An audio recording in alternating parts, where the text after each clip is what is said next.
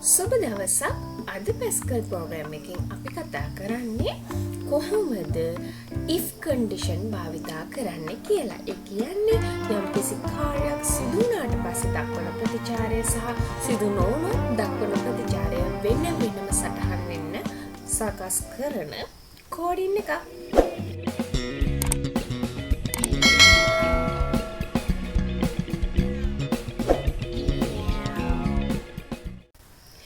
මේ වෙනකොට ඔයාලා ප්‍රෝග්‍රෑම් එකකට අදාළ බේසික් දේවල් දන්නවා. අපි අද කරන ප්‍රෝග්‍රෑම් එකේ අර කියපු බේසික් දේවල්ම තියෙනවා. ඒ ටික මම මේ වෙනකොට සටහන් කරලා තියෙනවා. හැබැයි මම ඔයාලට පොඩ්ඩක් පැහැදිලි කරන්නම්. අද අපි හදන්න යන්නේ මොනවා වචනයකට අදාළ ප්‍රතිචාර දෙපැත්තක් වුණොත්, එහෙම නැත්නම් සැසඳීමක් තිබුණොත්, එහෙම නැත්නම් තීරණ ගැනීමේ ක්‍රමයන්, තීරණයන් දෙක තුනක් තිබුණොත් කොහොමද ප්‍රතිචාර දක්වන්නේ කියන එක සම්බන්ධයෙන්. එතකොට මේ කෝඩින් එක හදද්දී සාමාන්‍යයෙන් අනිත් කෝඩින් වල වගේම ප්‍රෝග්‍රෑම් එකට නමක් දෙන්න ඕනේ. එතකොට මේ විදිහට ප්‍රෝග්‍රෑම් කියලා මම මෙතන දීලා තියෙනවා pass fail කියලා මගේ ප්‍රෝග්‍රෑම් එකේ නම. ඒ කියන්නේ මම යන්නේ ලකුණු දුන්නාම ඒ ලකුණු වල යම්කිසි තරහක් තියෙනවා. ඒක අපි කිව්වොත් එහෙම උදාහරණයකට මම ලකුණු 80ට වඩා වැඩි කට්ටියව තමයි පාස් කරන්නේ. අනිත් අය ෆේල් කරනවා. එතකොට තීරණ දෙකක්. එක්ක පාස් වෙන්න පුළුවන්, නැත්නම් ෆේල් වෙන්න පුළුවන්. අන්න ඒ හින්දා තමයි මම මේ නම මෙතනට යොදාගත්තේ. ඊට පස්සේ ඔන්න මම වරහණක් කරලා input, output කියලා දාලා වාක්‍ය ඉවර කරලා දෙනවා. තිත්කොමා අපි මේ ගිය සතියේ එහෙම නැත්නම් ඊට කලින් වීඩියෝ එකේදී කතා කරා input output දාන එකේ තේරුම මොකක්ද කියලා. යම්කිසි ප්‍රෝග්‍රෑම් එක රන් වෙන වෙලාවේ මොන හරි input කරනවා නම් output කරනවා නම් අපි මෙතන ඒ ටැග් එක යොදනවා. ඒක නැත්තත් ගොඩක් වෙලාවට ඒක මේ ක්‍රියාත්මක වෙනවා. ඊට පස්සේ මේවා අපි ප්‍රෝග්‍රෑම් එකට අදාළ නැහැ කිව්වා. හැබැයි අපේ ප්‍රෝග්‍රෑම් එක රන් වෙන වෙලාවේ ඒ ස්ක්‍රීන් එකේ තියෙන පිළිවෙල නිවැරදි බව, පිරිසිදු බව සඳහාම අපි මේ විදිහට කෝඩින් යූස් කරනවා. user crt කියන එක.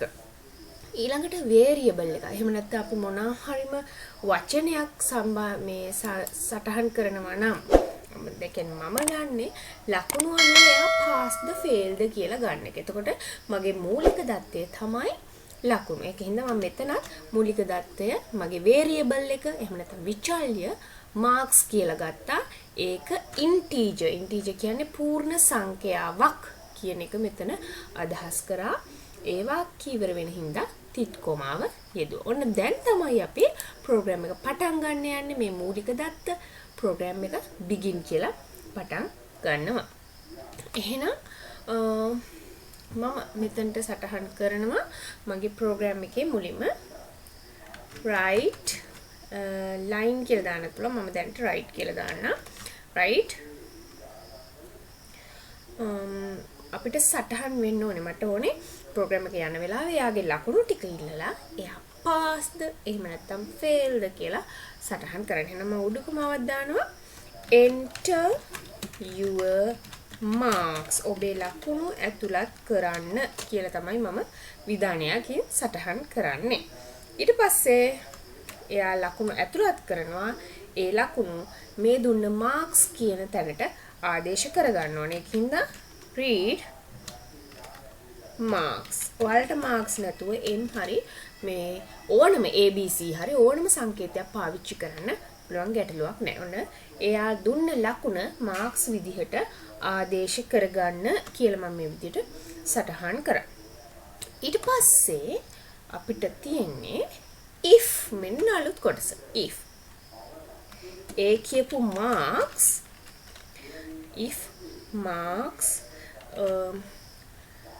මම කියනවා 80ට වඩා වැඩි නම් marks එක විශාලයි නම් මෙන්න මේ සංකේතය ඔබට මතකයි. අපි වීඩියෝ මාලාවෙන් Pascal වීඩියෝ මාලාවෙන් මුලින්ම සැසඳීමේ සංකේත පාවිච්චි කරා. ඔයාලා එහෙම නැත්නම් ශිෂ්‍යත්ව පන්තිවලදී මේ සැසඳීම් සංකේත අඳුර ගන්නවා.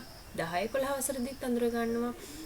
ඒකින්ද මේ දන්න මේ විශාලයි කියන සංකේතය කියන්නේ ලකුණු පැත්තේ විශාලයි කියලා කියන්නේ. ඒක ලකුණු වැඩි වෙන්න ඕනේ 80ට වඩා. මේ 80 කිව්වේ මමයි. ඒක ස්ථීරව 80 තියෙන ඉලක්කමක් නෙමෙයි. ඔයාලට සමහරක් වෙලාවට අපි කියනවා දැන් ශිෂ්‍යත්ව වෙන අපි කියන 160ට වැඩි කට්ටිය පාස්. එතකොට ඒ මාර්ක් එක තියාගන්න පුළුවන්. මම දැන් කියනවා මාර්ක්ස් 80ට වැඩි නම් then ඊට පස්සේ අපි මේක එක දිගටම ටයිප් කරන්න පුළුවන්. හැබැයි මම වෙනසකටත් එක පල්ලෙහාට යොදන්න. එතකොට වෙනස පැහැදිලිව පෙන්නනවා.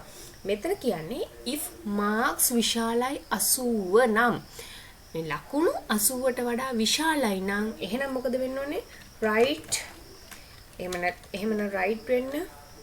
අපිට වඩා හොඳයි right line දාමු. ඊළඟ පේලිය සටහන් වෙන්න කියලා. right line මොකද්ද? pass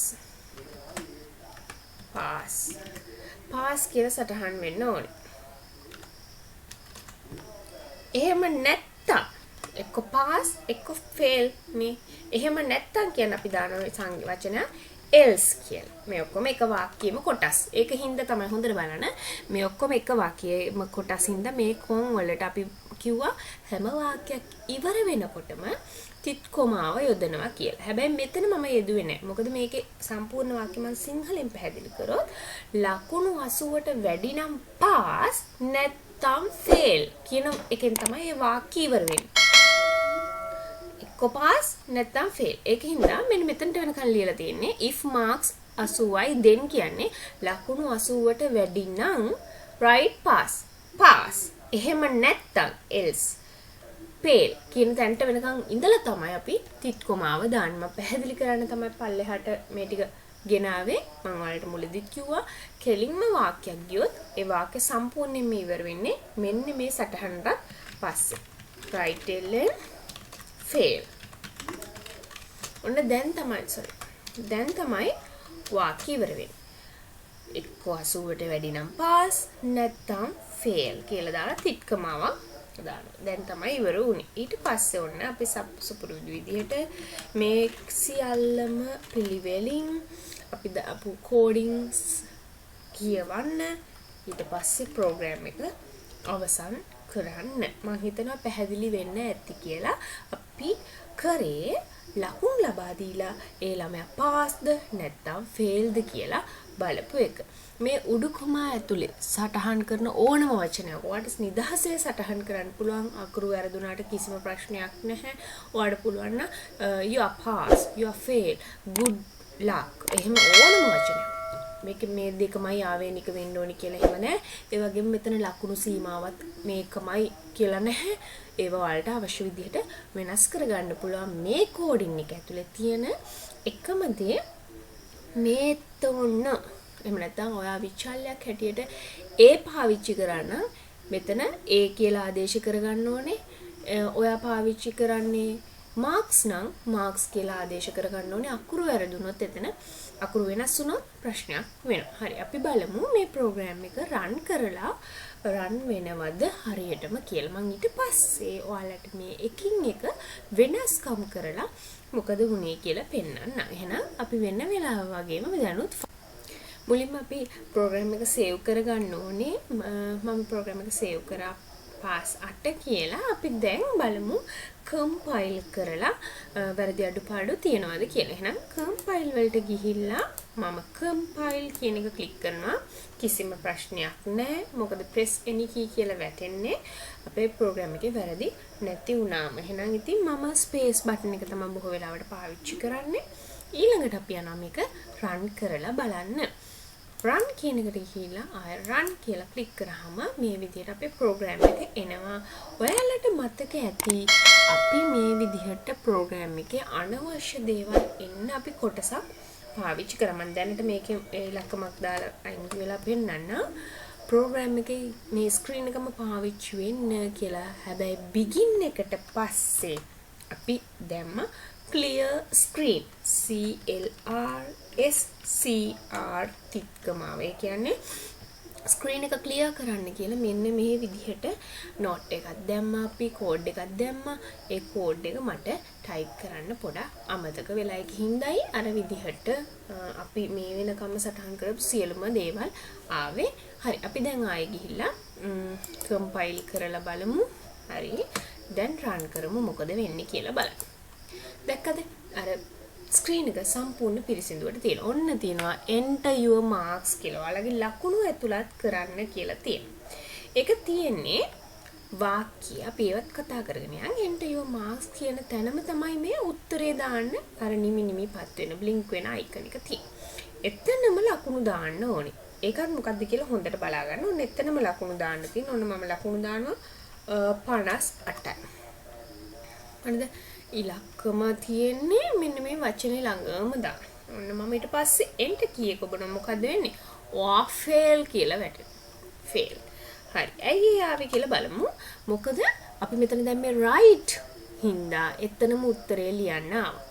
අපි මෙතන right කියලා දාලා enter your marks කියන තැන මෙන්න මේ විදිහට double dot දාලා පුංචි ඉඩක් තිබ්බනම් මේක මං කියවනේ උඩු කොමාව ඇතුලේ සටහන් කරන දේ ඒ විදිහටම සටහන් වෙනවා. මේ උඩු කොමාවට කලින් තමයි මම පොඩි ඉඩක් තියලා තියෙන්නේ. අපි බලමු මේකට මොකද වෙන්නේ කියලා. ඔන්න මං කම්පයිල් කරනවා. ඔන්න මං රන් කරනවා. ඔන්න බලන්න දැක්කද? enter your marks ඉස්සෙල්ලා මේ S අකුරේ ළඟ ඇලිලා තමයි ඉලක්කම ලියන්න ඉඩ තිබුණේ. දැන් පුංචි ඩොට් දෙකකුයි පොඩි ඉඩකුයි තියලා තමයි ඔන්න අපිට දීලා තියෙන්නේ අර උත්තරේ දාන්න. ඒ කියන්නේ අපි පුංචි වෙනස්කම් කරොත් ලස්සනට අපේ කෝඩින් එක හදා ගන්න පුළුවන්. ඔන්න මම දැන් දානවා 85යි. අපි තිබුණේ ලිමිට් එක 80. 85යි කියලා දැම්මා. ඔන්න දැක්කද? යා පාස් කියලා වැටුනේ. පාස් කියලා වැටුණා. හරිද? ඉතින් ඒ වගේ ඔන්න එක වෙනසක් අපි කරා අපේ කෝඩින් එකේ. මම හිතනවා පැහැදිලි වෙන්නේ නැති කියලා ලකුණු දුන්නාම 80ට වඩා වැඩි නම් පාස් නැත්තම් ෆේල් කියන එක එයා සටහන් කරලා දෙනවා. දැන් මෙතන 80 උනත් මේ කියන විදිහට 80 වුණා. 80ට වැඩි අයනේ පාස් කරන්නේ. 80 උනත් ෆේල්. දැන් මං හිතුවා මට 80 ළමයාවත් පාස් කරලා ඕනේ කියලා. එතකොට අපි මෙතන කරන්නේ 80ට වැඩි හෝ සමානයි. මෙන්න මේ විදිහට සටහන් කරනවා. 80ට වැඩි හෝ සමානයි නම් යා පාස් කරන්න නැත්තම් යා ෆේල් කරන්න කියලා. අපි මේකත් කම්පයිල් කරලා බලමු. ප්‍රශ්නයක් නෑ. අපි රන් කරමු.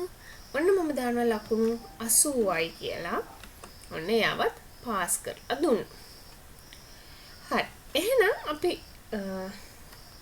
ඒ වෙනස්කමත් කරා. දැන් pass fail කියන වචන අපිට පුළුවන් ඕන right line pass කියනවට අමතරව අපි දානවා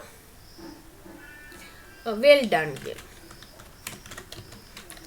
මේ විදිහට සටහන් කරන්න පුළුවන්. අපි ඒකත් බලමු. ඒ කියන්නේ අපිට ඕන තරම් මේකට වචන පාවිච්චි කරන්න පුළුවන්. රන් කරනවා.